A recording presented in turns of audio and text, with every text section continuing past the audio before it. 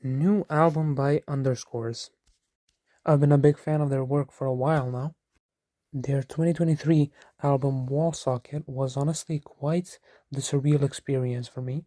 Songs like Duh and also Johnny Johnny Johnny had a real big impact on me and honestly got me to look deeper into the genre of hyperpop.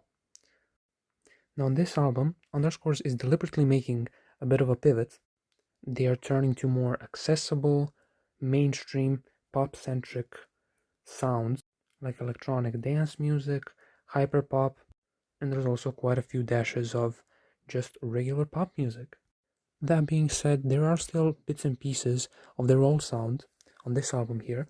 I definitely wouldn't say they have abandoned their sound in totality for the sake of achieving mainstream numbers, although you could make the argument that this direction for them is a bit more underwhelming than their previous. It's not quite as exciting.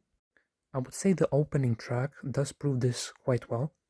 I found it to be quite underwhelming as a single, and it remains the same within the context of the album. The track is just a basic, regular, okay pop song with a tint of electronic production on top of it. I like the build up to the chorus. The melody is quite nice. The tune is there, but the actual chorus sounds a bit weird. It kind of sounds like it was recorded in a different setting than the rest of the song. It also sounds mixed in poorly into the song. It's okay. It's not the worst this album has to bring. But then the next song is a bit better in my opinion. Again, a bit underwhelming as a single, but I like it a bit more in the context of the album. It is one of the more hyper poppy and interesting songs in the track list. I like the jittery fast bits of production. Although I do have my issues with the song, the chorus is a bit wonky and a bit washed out. The lyrical angle is underwhelming. There's also a bit of a breakdown and like an epic EDM rave build-up, which goes over okay. I would say overall as a song, it's better than the first one. It's good within the track list, but it just could have been executed better. Now, the first real big highlight for me comes in the form of the song Hollywood Forever, the third track. It's the longest song here. It's got the best groove in my opinion, which maintains itself throughout the song. The tune is there the entire song. It honestly just sounds like a regular, solid dance song that's coded in the electronic production that this entire album is trying to bring. I really quite like it. I would say it's the best song here. The following track is very solid as well. I would say this track's best quality is actually its songwriting. It's maybe the strongest here out of any song. I like the lyrical angle of comparing several different stages of drug addiction and drug use to different stages of a relationship and how smoking is embellished within the relationship. The hook is quite good. I don't speak unless I'm spoken to. I don't smoke unless you're smoking to. It's very fun. The instrumental is quite unique and weird in a good way, although I would say there is maybe something missing to it, like maybe the track needed to explode at some point, or maybe it even needed an extra layer, an extra instrument. Something is missing, but still the track overall is a significant one for the track list. I would just say it doesn't quite go far enough.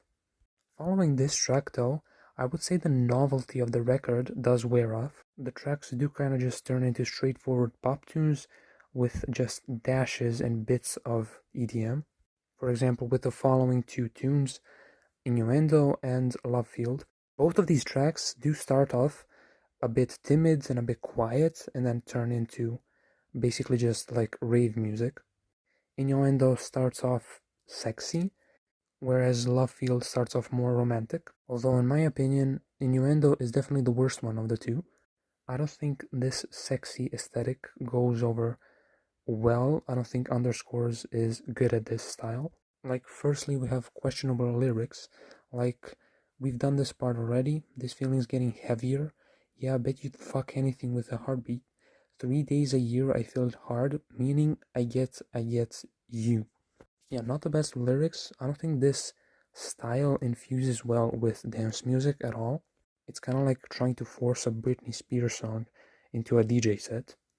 And just in general, the track goes over quite awkwardly, the execution is awkward, Everything about it just doesn't work. It's my least favorite one in the track list. But to contrast that, LOVEFIELD is quite a bit better, as I said.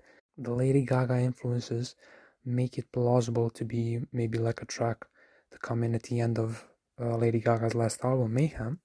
And I would say this is also one of the better songs when it comes to the songwriting. The tune is also better, especially in the beginning of the song.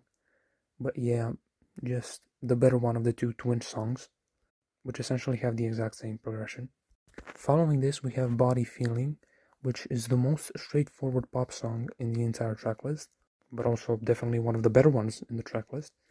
Just a very neat, blasting pop tune that could have come out of like an early Carly Rae Jepsen era, or generally just that early 2010s pop era. I absolutely love the song. It has me bopping my head all the way through. And then the ending of the album, the resolution, isn't quite as exciting as I would have liked it to be. Wish You Well is a very soft, washed out, and underwhelming tune.